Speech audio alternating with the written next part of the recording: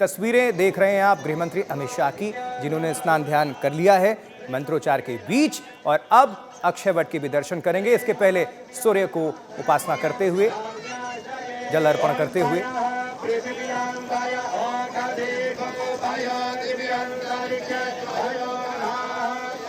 Gimbal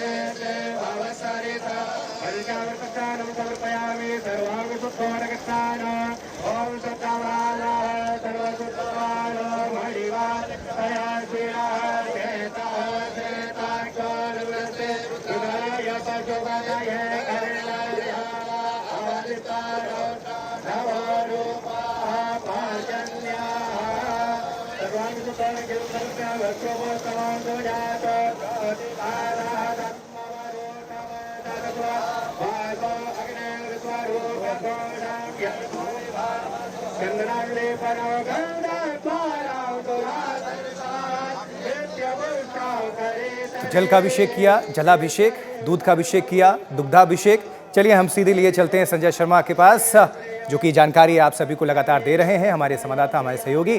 Sanjay ji, अभिषेक करते हुए इस वक्त पूरे परिवार के साथ, विधि विधान के साथ गृह मंत्री अमित शाह की मौजूदगी। जी हाँ, बिल्कुल। ये वैदिक मंत्रों के साथ, स्तोत्रों के साथ यहाँ पर संगम पर पूजन करते हुए अमित शाह गृह मंत्री जी ने यहाँ पर दुग्धाभिषेक किया, जलाभिषेक किया और अपनी भावनाओं का अभिषेक किया।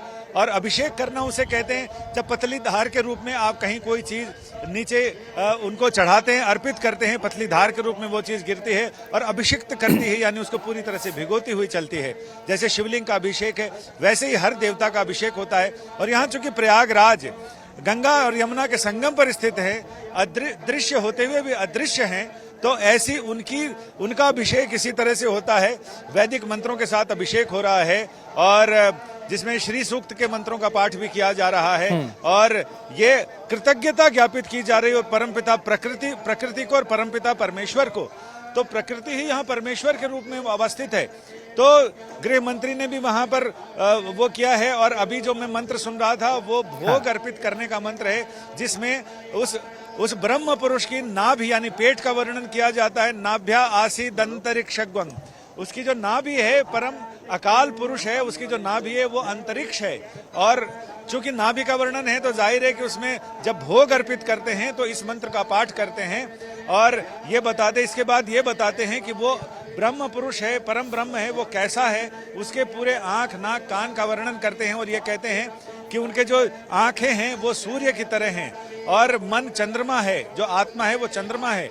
तो इस तरह से उसका पूरा वर्णन होता है। और उसी के साथ ये 16 मंत्र हैं, उन 16 मंत्रों से ही षोडशोपचार की पूजा होती है, जिसमें उनका कई तरह से उनका पूजन और किया जाता है। तो गृह मंत्री अमित शाह का भी पूजन उन्हीं 16 मंत्रों से, जिन्हें पुरुष सूक्त कहते हैं। ऐसा ब्रह्म पुरुष, ऐसा पूर्ण पुरुष जिसकी कल्पना की गई है, वो कैसा है उसके बारे में बताया गया कि उसके हाथ पैर कैसे हैं और उनमें किस चीज का भाव किया जाता है, ये तमाम चीजें बताई जाती हैं। और ये कुछ मंत्रों का गायन भी किया जा रहा है। तो जो 4 वेद हैं उसमें साम वेद है, जिसमें गायन का विज्ञान है, संगीत विज्ञान है, इसलिए साम गायन होता है। तो इसीलिए जब कहते हैं साम दाम दंड वेद, तो साम का मतलब स्तुति करना, उसमें स्तुतियां हैं देवताओं की, प्रकृति की स्तुति है, प्रकृति के विभिन्न रूपों की स्तुति है। इसलिए वो साम दाम दंड वेद में साम का मतलब है कि उसकी स्तुति करके उसको प्रसन्न किया जाए। और अगर उससे वो नहीं मानता है तो उसको कुछ पैसे अर्पित किए जाए, दक्षिणा दी जाए। उससे नहीं मानता है तो फिर उसे भय दिखाया जाए, और नहीं तो फिर भेद तो है ही, यानी उसके मतभेद, उसके मित्रों से, सहयोगियों से मतभेद कराए जाएं और ऐसे ही उसको जीता जा सकता है। तो ये ऐसी प्रकृति है। लेकिन यहाँ पर जो पूजा हो रही है, यहाँ कई देवी देवताओं की स्तुतियां गाई जा रही हैं ताकि वो देवता प्रसन्न हो और यजमान को खूब आशीर्वाद दें और उन पर प्रसन्नता जताएं। अब इतना अच्छा वर्णन कर रहे हैं संजय जी, बताओ रिपोर्टर आप, तो यहाँ लगना चाहिए दर्शकों को कि एंकर को भी जानकारी है। तो हम इसको ऐसे शब्दों में इसको वर्णन करना चाहेंगे कि एक ऑफिस में मान लीजिए बॉस को आपको कुछ याचना करनी हो या कुछ अपनी बात मनवानी हो तो आप एप्लीकेशन लिखते हैं, यानी रिक्वेस्ट। तो यहाँ पर गृह मंत्री अमित शाह खुद बॉस हैं, एक देश के गृह मंत्री, और वो उनको पता है कि वास्तविक उनका बॉस कौन है, यानी ईश्वर, और उनकी आराधना करते हुए और मंत्रोच्चार यहां पर निभा रहे हैं, यानी एप्लीकेशन। और वो सांस्कृतिक मंत्रोच्चार में रिक्वेस्ट की भाषा, यानी कि कड़ियां ईश्वर तक सीधे जुड़े पहुंचे और उनका जो भी उनके मन में चल रहा है वो वहां तक पहुंचे और आशीर्वाद स्वरूप उनको वो फल प्राप्त हो। तो यही इसको हम समझे इस तरह से, अगर थोड़ा आसान शब्दों में हम दे दें दर्शकों को। जी बिल्कुल, जो वैदिक और सांस्कृतिक जो सनातनी परंपरा है वो आज जीपीएस क्या करेगा। वो जो संकल्प लेते हैं लोग पूजा से पहले, जो गृह मंत्री अमित शाह ने संकल्प लिया है इस पूजा से पहले, वो लगभग 3 मीटर तक नजदीकी तक आपको जीपीआरएस बता देगा, जीपीएस कर देगा, ग्राउंड पोजीशनिंग सिस्टम उसमें बता देगा कि लॉन्गिट्यूड क्या है, एटीट्यूड और अल्टीट्यूड क्या है, वो सब कुछ है। कि पद्म पुराणे रेवा खंडे ये संत चल रहा है, इतना वर्ष है और उस वर्ष में हम यहाँ मौजूद हैं, ये देश है, ये राज्य है, ये जिला है, ये शहर है, और उस शहर के गंगा के उत्तर तट में है, दक्षिण तट में है, और इस नगर में है, इस मोहल्ले में है, इस घर में है। और जैसे जैसे आप जूम करते रहते हैं, ये सनातन जिंदगी को जूम करके देखने की कला है, जूम करके देखने का विज्ञान है। आप किसी भी स्थिति को, अपने मनोभाव को जूम करके देख सकते हैं, और यही सनातन बताता है। ये ग्राउंड पोजीशनिंग सिस्टम संकल्प से बढ़ के कुछ नहीं है, जिसमें वो बताते हैं मैं कहां बैठकर आपकी पूजा कर रहा हूं, तो ईश्वर को भी ढूंढने में आसानी हो कि मेरा भक्त वहां बैठकर पूजा कर रहा है। ये अपने आप का जीपीएस सिस्टम है, और यहाँ अब जय जयकार हो रही है, इसका मतलब पूजन संपन्न होने की ओर है। और इस पूजन के बाद माता की, भारत माता की, अच्छे भगवान की, पार्वती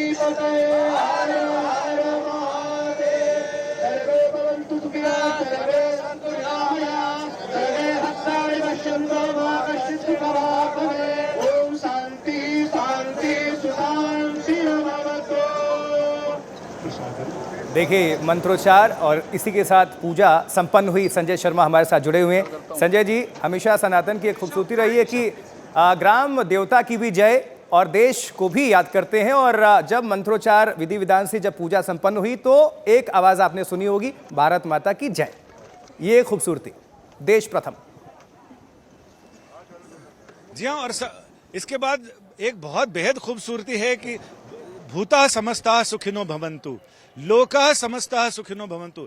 सिर्फ लोक नहीं, सारे भूत के कल्याण की, यानी जो भी जीव हैं, चराचर हैं, उनके कल्याण की कामना की जाती है। जिसमें लोग तो वसुधैव कुटुंबकम की बात करते हैं, लेकिन यहाँ लोका समस्ता सुखिनो भवन्तु, सर्वे भूतानि सुखिनो भवन्तु, यानी ये कामना की जाती है जिसमें सर्वभूत, चाहे वो चलने वाला हो, अचर हो, सबके कल्याण की कामना है। तो ये सनातन की खूबसूरती है, जिसमें बताते हैं सिर्फ हमारे अनुयायी नहीं, जो किसी भी धर्म संप्रदाय मत को मानने वाले हों, किसी भी नहीं भी मानने वाले हों किसी भी धर्म ईश्वर को, उनका भी कल्याण हो, यानी सबके कल्याण की भावना है। यही इसको सबसे उन्नत बनाती है, और ये उस समय की भावना है जिस समय किसी को पता नहीं था अमेरिका की संस्कृति क्या है और दूसरे देशों की संस्कृति क्या है, क्योंकि उस समय पूरे विश्व में सनातन धर्म का ही वो था। यही वजह है कि आज आप अफगानिस्तान चले जाएं, आज आप रशिया के किसी भी देश में चले जाएं, इस्लामिक कंट्रीज में चले जाएं, वहां जब धरती की खुदाई होती है तो वहां से शिवलिंग प्रकट होते हैं, या वहां से वहां के मंदिरों के इस तरह की चीजें सामने आती हैं। हो सकता है उस समय मंदिर बनाने की कला बाद में आई हो, लेकिन शिवलिंग के पूजन की कला बहुत, ये जो संस्कृति है, परंपरा है, धरोहर है, ये वैश्विक था। इसीलिए हम ये कहते हैं विश्व का कल्याण हो। और ये ऐसा पर्व है कुंभ का, ये सिर्फ पृथ्वी का पर्व नहीं है। This is not the festival on earth, ये खगोल ब्रह्मांड का पर्व है, जिसमें सारे ग्रहों की उपस्थिति है, सारे ग्रहों की पोजीशनिंग है, उनकी हिस्सेदारी है।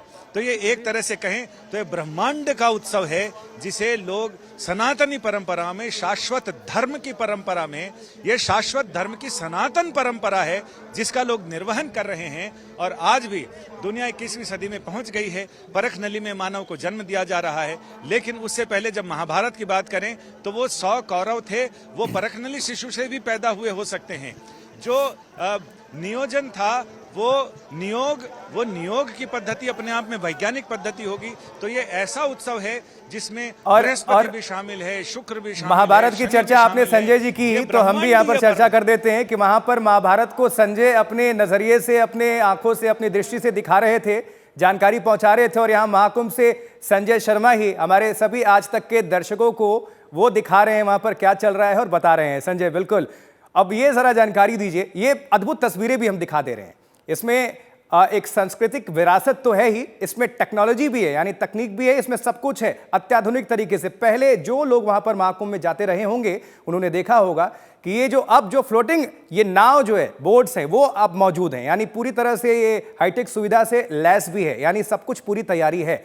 अब जरा संजय जी बताइए कि अब गृह मंत्री अमित शाह की मौजूदगी कब तक रहेगी और आगे का कार्यक्रम क्या है, वो कब कहां जाने वाले हैं, अगर कुछ इससे जुड़ी जानकारी मिले, कुछ जो मुख्य बातें हों।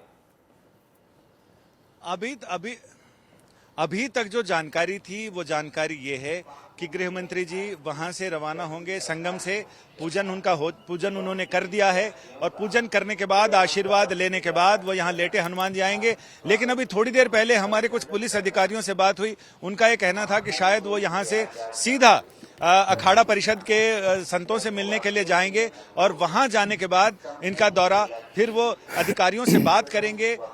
29 जनवरी को जो बड़ा अमृत स्नान है उसके इंतजाम का जायजा लेंगे, और उसके बाद फिर वो दिल्ली के लिए रवाना हो जाएंगे। तो ये अपने आप में इनका दौरा संक्षिप्त है, लेकिन उसकी जो ऊर्जा है वो सब तरफ फैलती हुई दिखाई दे रही है। ऊर्जा ऐसी है कि उसमें जो इंतजाम में लगे हुए पुलिस और प्रशासन के अधिकारी हैं उनको भी एक नई ऊर्जा मिलेगी, नई दृष्टि देकर जा रहे हैं कि कैसे, और उनके जो इंतजाम है वो भी समझ लेंगे ताकि उनको भी समझ में आए जिस तरह से भीड़ का प्रबंधन कैसे होना है, क्योंकि सबसे ज्यादा भीड़ मौनी अमावस्या के स्नान में होनी है, जिसमें आम जनता की भागीदारी ज्यादा है। आज भी हमारे रिपोर्टरों ने बताया है कि जो पॉन्टून पुल है उस पर से लोगों का आना जाना लगातार जारी है। वाहनों को सीमित कर दिया गया है ताकि जितनी ज्यादा से ज्यादा जनता जो पैदल आ सके, जिसकी सिर्फ एक ही ख्वाहिश है, उनकी गाड़ियों पर चढ़ने की ख्वाहिश नहीं, वाहनों से जाने की ख्वाहिश नहीं, उनका मनोरथ सिर्फ एक है कि वो किसी भी तरह पॉन्टून पुल के जरिए यहाँ आए और गंगा के किनारे, यमुना के किनारे या संगम पर जाकर वो एक डुबकी लगाए और अपने जीवन को सार्थक माने। क्योंकि हर एक आदमी को लग रहा है अगर ये मौका छूट गया तो जीवन में ऐसा सुंदर सुयोग फिर दोबारा बनने वाला नहीं है।